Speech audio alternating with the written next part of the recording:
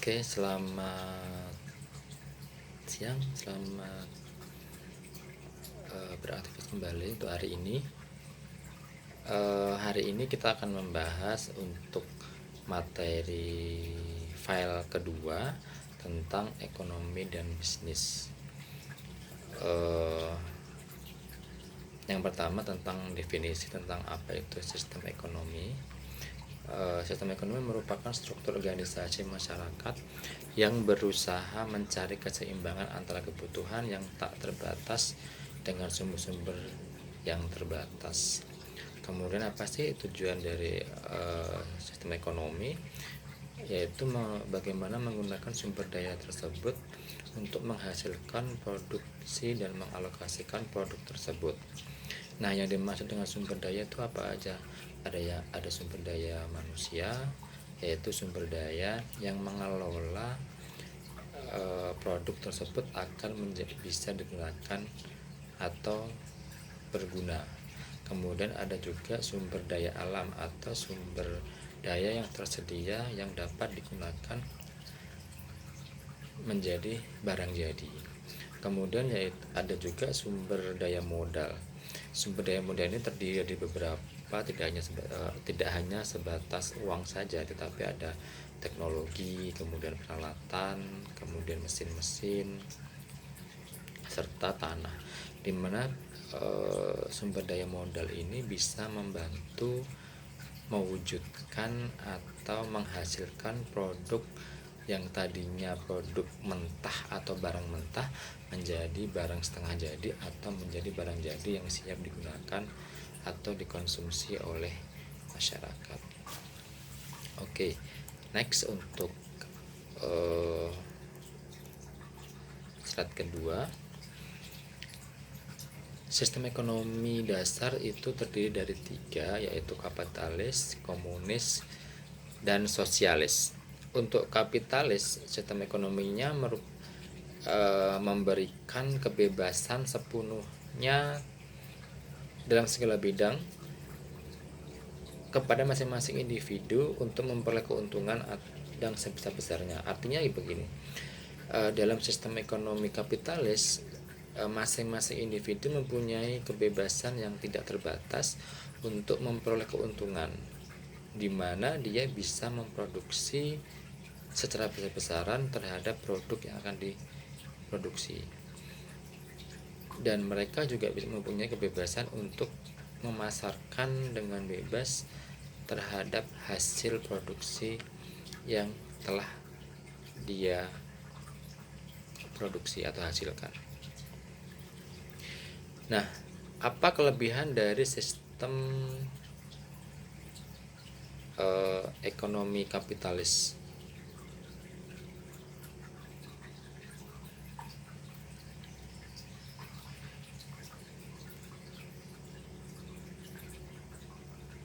Setiap individu memiliki kebebasan untuk mempunyai kekayaan dan sumber daya produksi. Kemudian setiap individu bebas memilih lapangan pekerjaan dan bidang usaha yang dia geluti, serta mempunyai persaingan yang menimbulkan atau memunculkan kreativitas masing-masing individu tersebut untuk berlomba-lomba menghasilkan barang yang mungkin tepat guna ya. Artinya mereka akan berlomba-lomba untuk menghasilkan produk atau barang yang tepat guna, efisien, dan menghasilkan keuntungan yang sebesar-besarnya. Itu kelebihan ekonomi kapitalis.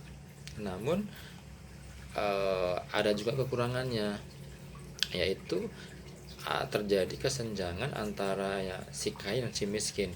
Yang kaya makin kaya, yang miskin tidak kaya-kaya, seperti itu. Kemudian mengakibatkan munculnya monopoli dalam masyarakat. Artinya begini, di sebuah perusahaan, di sebuah individu itu bisa memonopoli barang tertentu karena mereka mempunyai produk yang mempunyai kualitas yang tinggi, maka produk tersebut bisa memonopoli barang-barang yang lainnya. Kemudian sulit terjadinya pemerataan pendapatan. Ya itu tadi yang saya sampaikan di awal, yang kaya menjadi kaya, lebih kaya, yang miskin ya tetap miskin saja, seperti itu. Kemudian next untuk slide yang ketujuh, sistem ekonomi komunis. Sistem ekonomi komunis itu di sini peran pemerintah sangat dominan.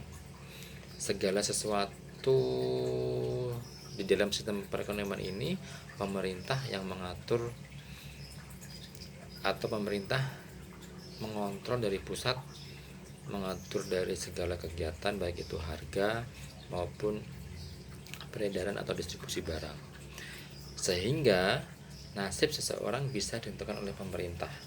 Semua unit bisnis mulai dari yang kecil hingga yang besar dimiliki oleh pemerintah dengan tujuan pemerataan ekonomi dan kebersamaan. Berbeda dengan tadi yang kapitalis. Kalau kapitalis lebih ke masing-masing individu bisa bebas memiliki keuntungan sebesar-besarnya, tetapi kalau yang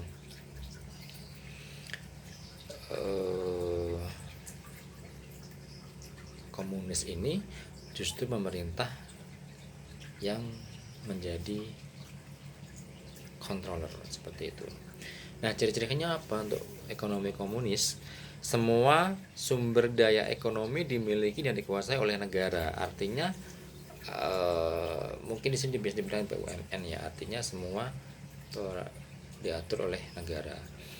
Kemudian semua keputusan mengenai jumlah dan jenis barang yang akan diproduksi ditentukan oleh pemerintah. Dan semua warga masyarakat adalah sebagai karyawan bagi negara, seperti itu. Kemudian kelebihan dari sistem ekonomi komunis ini apa? Kelebihannya adalah semua kegiatan ekonomi dikendalikan pemerintah, sehingga pemerintah mudah melakukan pengawasan terhadap jalannya perekonomian. Artinya sistem kontrol di sini lebih mudah dan lebih efisien. Kemudian tidak terjadi kesenjangan ekonomi antara si kaya dan si miskin. Artinya diharapkan dengan adanya sistem komunis ini pemerataan ekonomi bisa diwujudkan. Kemudian kelebihan yang selanjutnya adalah pemerintah bisa lebih mudah melakukan pengaturan terhadap barang dan jasa yang akan diproduksi sesuai dengan kebutuhan masyarakat. Dan yang terakhir adalah pemerintah lebih mudah ikut campur dalam pembentukan harga. Jadi kalau kadang kita lihat di pasar-pasar itu, kenapa pemerintah mengontrol atau mengevaluasi harga pasar, ya karena memang tujuannya adalah untuk pemerataan kesejahteraan, seperti itu. Kemudian kelebihan dari sistem komunis ini apa? Yaitu kekurangannya apa?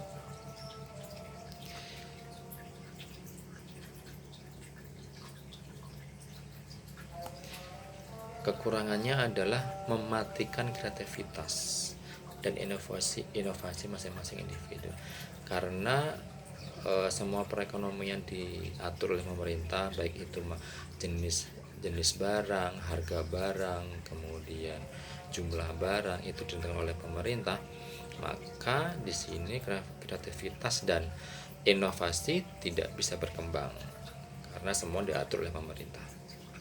Kemudian tidak adanya kebebasan untuk memiliki sumber daya. Otomatis karena memang semuanya serba dikontrol oleh pemerintah, maka individu tidak mempunyai kebebasan untuk memiliki sumber daya. Kemudian kurang adanya variasi dalam memproduksi barang karena terbatas pada ketentuan pemerintah. Ya seperti tadi, kreativitas, inovasi dan segalanya itu terbatas, maka variasi barang pun juga tidak bisa bermunculan. Artinya ya terbatas hanya apa yang ditentukan oleh pemerintah untuk bisa diproduksi. Kemudian sistem ekonomi dasar yang terakhir yaitu sistem ekonomi sosialis, di mana sistem ekonomi ini kegiatannya direncanakan, dilaksanakan, dan diawasi oleh pemerintah secara terpusat. Sistem ekonomi sosialis mempunyai tujuan kemakmuran bersama. Filosofi ekonomi sosialis adalah bagaimana mendapatkan kesejahteraan. Sedikit berbeda dengan sistem ekonomi kapitalis. Kalau yang sosialis ini lebih ke pemerataan kesejahteraan. Artinya ada take and give antara pemerintah dan masyarakat, seperti itu. Nah, ciri khasnya apa? Yang pertama adalah lebih mengutamakan kebersamaan atau kolektivitas. Masyarakat dianggap sebagai satu-satunya kenyataan sosial atau sedang individu-individu fiksi belaka. Tidak ada pengakuan atas hak-hak pribadi. Jadi di sini di sistem ekonomi sosialis itu tidak ada pengakuan hak-hak individu secara individu, semua untuk bersama. Kemudian peran pemerintah sangat kuat. Jadi pemerintah bertindak aktif mulai dari perencanaan, pelaksanaan hingga terhadap pengawasan. Baik itu alat produksinya dan kebijakan-kebijakan ekonomi, semuanya diatur oleh pemerintah atau oleh negara. Kemudian sifat manusia ditentukan oleh pada produksi, di mana pola produksi aset dikuasai masyarakat, melahirkan kesadaran kolektivisme masyarakat sosialis. Pola produksi atau aset dikuasai individu, melahirkan kesadaran individualisme, seperti itu. Kemudian apa kelebihan dari sistem ekonomi sosial?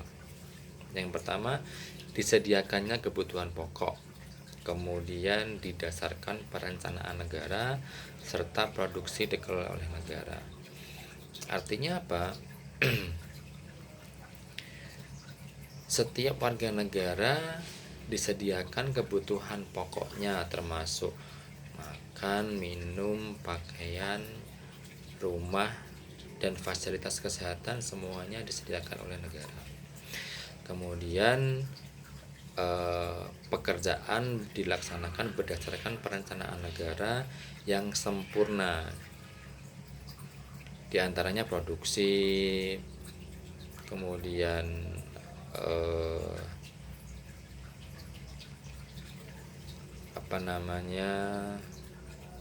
sumber daya dan sebagainya, itu semuanya direncanakan oleh negara. Kemudian produksi dikelola juga oleh negara, seperti itu.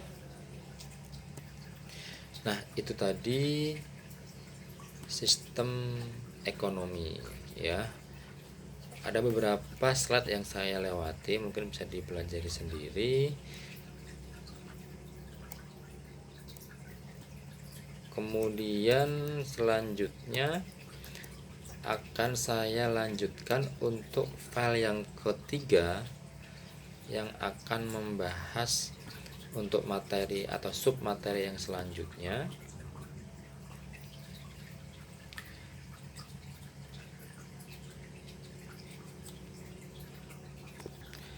Materi yang selanjutnya yaitu file yang ketiga dengan submateri bentuk pemilikan bisnis. Masuk ke slide yang kedua, yaitu bentuk-bentuk kepemilikan bisnis di Indonesia. Antara lain adalah bisa dilihat dari siapa pemiliknya atau pendirinya, kemudian sumber modalnya, dan apa tujuan pendirinya. Nah, dilihat dari pendirinya, yaitu pendirian badan usaha. Itu tujuan mendirikan badan usaha yang pertama adalah tujuan utama adalah untuk mendapatkan laba. Kemudian tujuan lain kelangsungan hidup, bebas tidak terikat, kemudian dorongan sosial, mendapatkan kekuasaan, melanjutkan usaha orang tua, dan lain-lain. Kemudian masalah yang dihadapi dalam pendirian badan usaha antara lain adalah barang dan jasa yang akan dijual serta pemasaran barang dan jasa tersebut.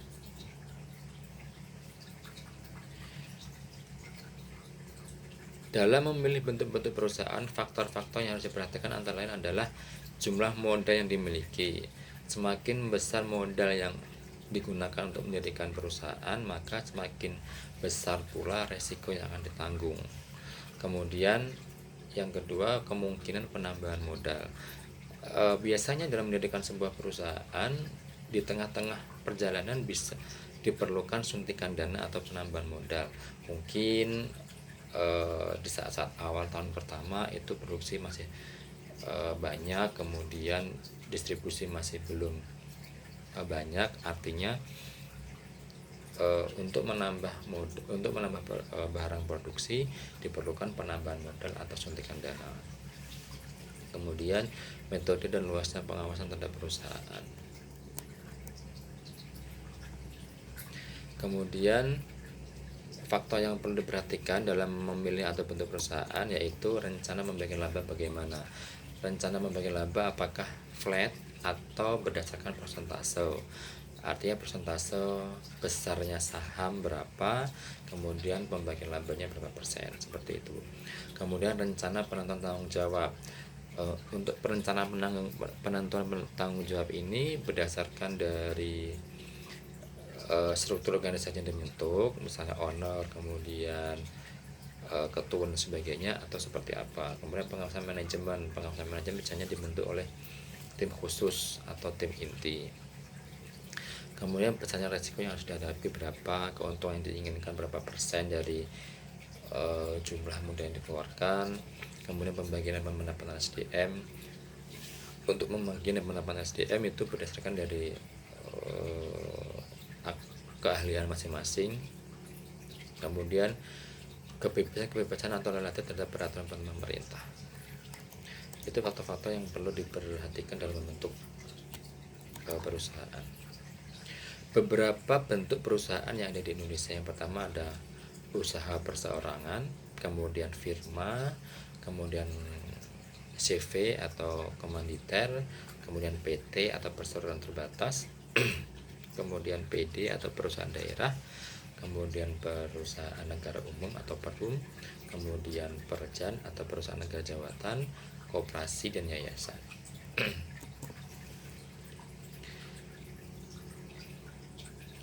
Kemudian bentuk kepemilikan bisnis di Indonesia, pemerintah itu ada jawatan, perum atau perusahaan umum, kemudian PT, kemudian perusahaan daerah atau BUMD. Kalau kemudian bentuk kepemilikan bisnis di Indonesia itu ada swasta nasional, ada bisnis perseorangan, persekutuan firma, persekutuan komanditer, dan perseroan terbatas. Kemudian untuk bentuk kepemilikan bisnis swasta multinasional itu ada contohnya perseroan terbatas, ada perusahaan gabungan atau joint venture atau holding company. Kemudian bentuk pemilikan badan koperasi itu ada koperasi produksi, koperasi konsumsi, ada koperasi kredit. Kemudian ada bentuk kepemilikan bisnis di Indonesia, ada badan yayasan, itu yayasan pendidikan atau pengembangan SDM, kemudian yayasan sosial atau kemanusiaan, baik itu kesehatan atau sosial keagamaan.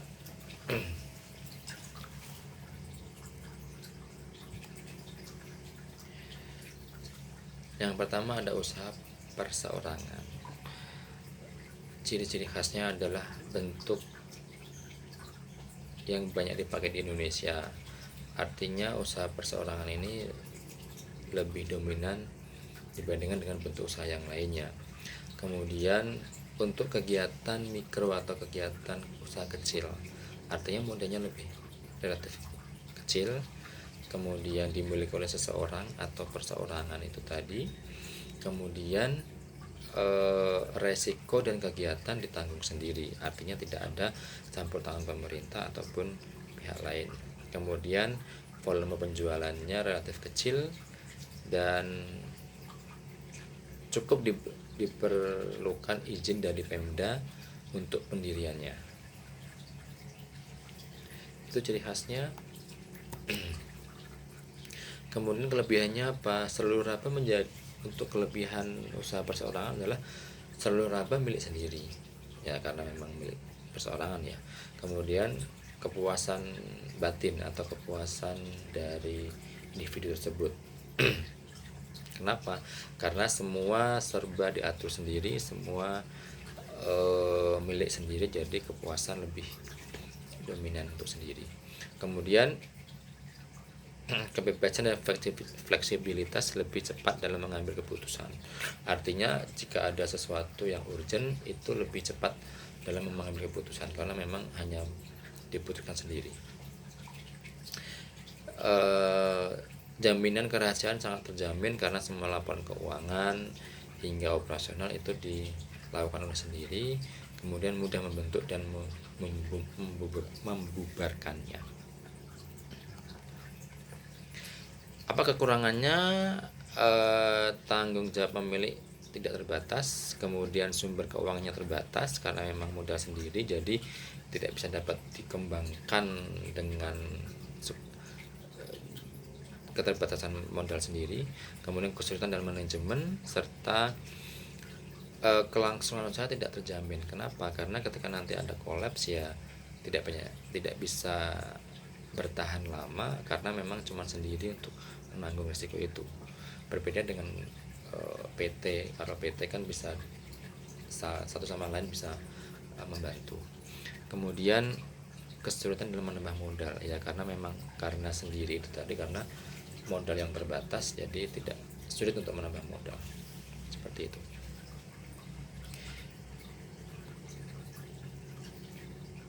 Kejelekannya apa? Sorry tadi sudah ya. Kemudian selanjutnya bentuk firma. Firma itu adalah sebuah persekutuan untuk menjalankan usaha antara dua orang atau lebih dengan nama bersama, di mana tanggung jawab masing-masing anggota firma tidak terbatas. Laba yang diperoleh dibagi bersama-sama dan jika rugi semuanya ikut menanggung.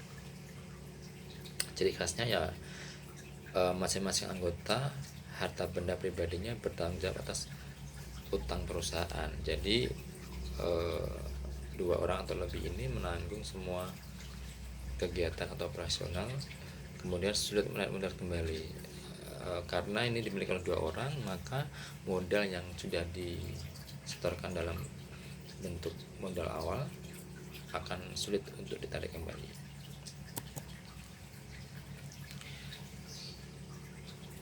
Keuntungan dibagi seluruh anggota berdasarkan perbandingan modal atau berdasarkan persetujuan. Jadi keuntungan berdasarkan persentase modal awal yang disetorkan di awal. Kemudian jika rugi ditanggung oleh seluruh anggota menurut perjanjian. Kemudian setiap anggota berhak menjadi pimpinan. Artinya mungkin bisa dirolling kali ya. Untuk tahun ini dipimpin oleh si A, tahun berikutnya dan B dan sebagainya. Nama untuk firma dapat diambil dari nama salah satu atau beberapa anggota. Kebaikannya atau kelebihannya dari firma adalah prosedur pendirian mudah, kemudian lebih mudah mendapatkan kredit atau pinjaman karena kemampuan finansial lebih besar ya. Kemudian kemampuan manajemen lebih besar, artinya dua orang atau lebih bisa memberikan inovasi ataupun masukan-masukan untuk manajemen. Kemudian keputusan diambil lebih baik, jumlah modal lebih relatif besar, status hukum tertentu, ada akta notaris. Kemudian kelemahannya apa untuk firma? Tanggung jawab tidak terbatas terhadap utang-utang perusahaan. Kemudian kelangsungan perusahaan tidak menentu karena pembahasan anggota dan sebagainya bisa saja terjadi. Kemudian kerugian yang diakibatkan oleh seorang anggota harus ditanggung bersama oleh anggota lain. Mengandung bahaya bila anggota atau firman tidak mematuhi persetujuan. Artinya di tengah-tengah operasional atau di tengah-tengah berdirinya perusahaan, jika ada salah satu yang tidak sepaham, maka anggota bisa tidak mematuhi persetujuan. Contoh misalnya firma peternakan sapi seperti itu. Kemudian ada CV atau Commanditaire Financier. CV adalah suatu bentuk perjanjian kerjasama untuk berusaha bersama-sama antara orang-orang yang bersedia memimpin, mengatur perusahaan dan bertanggung jawab penuh dengan kekayaan pribadinya. dengan orang-orang yang memberikan pinjaman dan tidak bersedia memimpin perusahaan serta bertanggung jawab terhadap atau batas pada kekayaan yang diikutsertakan dalam perusahaan tersebut. Jadi CV ini ada seseorang yang bersedia memimpin sebuah perusahaan terhadap orang-orang lain yang hanya menyetorkan modalnya seperti itu, atau meminjamkan modalnya, di mana orang tersebut tidak terlibat langsung terhadap perusahaan tersebut, hanya orang yang ditunjuk tadi yang menjalankan perusahaan tersebut.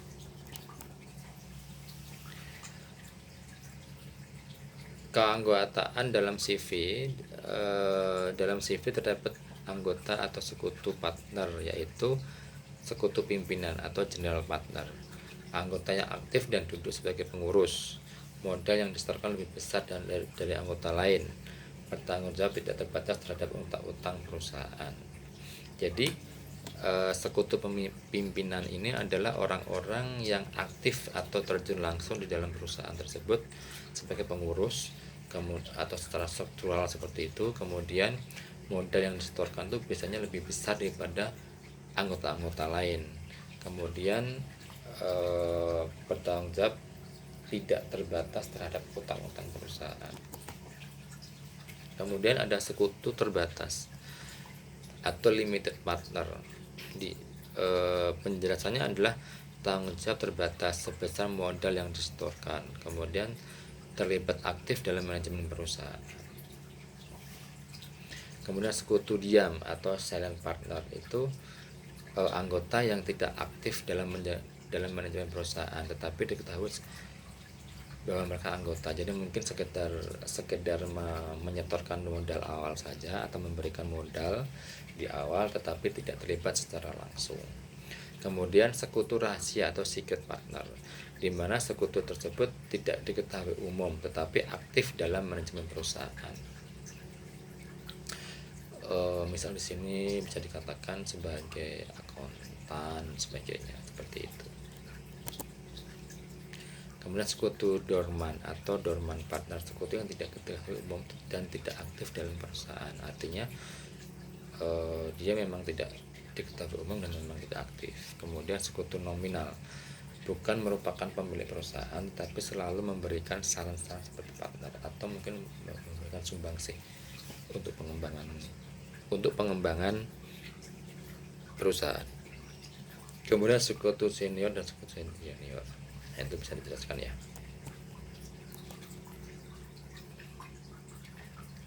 Keunggulan CV yaitu modal yang dikumpulkan lebih besar, pendiriannya mudah memperoleh kredit usaha, kesempatan ekspansi lebih besar, dan kemampuan manajemen lebih besar. Keburukannya adalah sebagian anggota atau sekutu mempunyai tanggung jawab tidak terbatas, kemudian kelangsungan hidupnya tidak menentu, sukar untuk menarik kembali investasinya, serta kekuasaan dan pengawasan kompleks.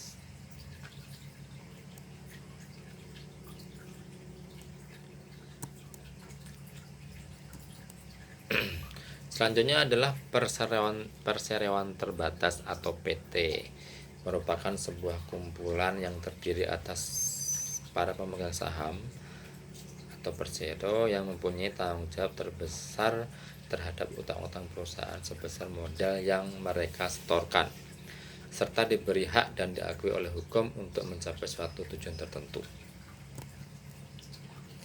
Ciri-cirinya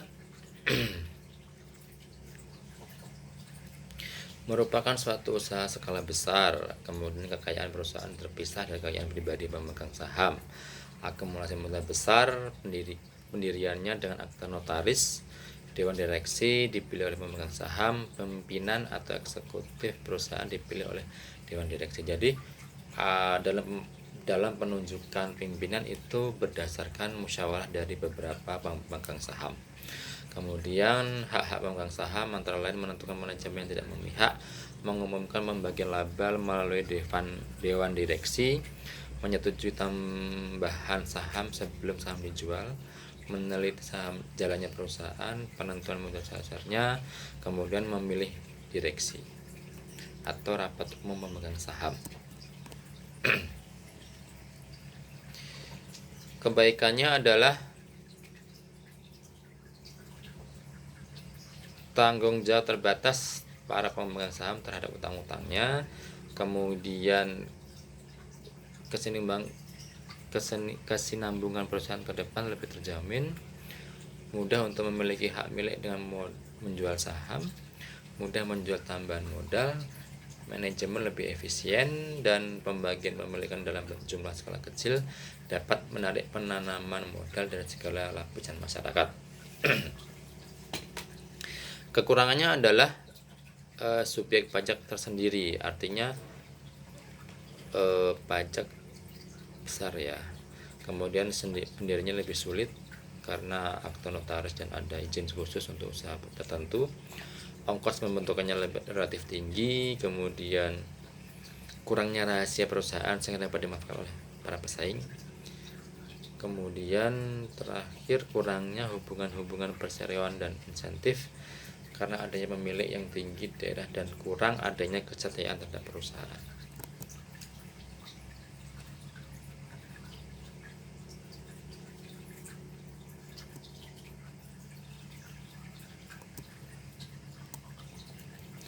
Macam-macam PT ada perseroan tertutup, perseroan terbuka, perseroan kosong, PT asing, domestik, dan PT perseroan. Saya next ya, saya lewati. Kemudian yang selanjutnya bentuk badan usaha koperasi. Bentuk koperasi ini dilakukan bersama-sama untuk mencapai tujuan tertentu. Jenis-jenisnya ada koperasi simpan pinjam, koperasi konsumen, koperasi produsen, koperasi pemasaran, dan koperasi jasa.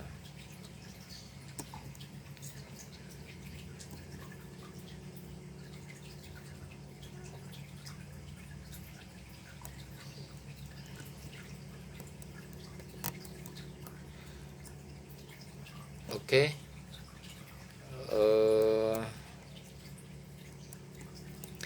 Itu sedikit penjelasan tentang materi file kedua dan ketiga, yaitu sistem ekonomi dan bisnis serta bentuk-bentuk badan usaha atau perusahaan.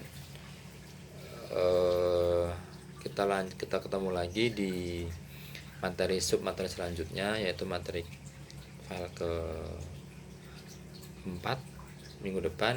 Terima kasih atas perhatiannya. Jangan lupa untuk mereview dari mata kuliah ini. Hasil review akan menambah poin kalian. Terima kasih. Assalamualaikum warahmatullahi wabarakatuh.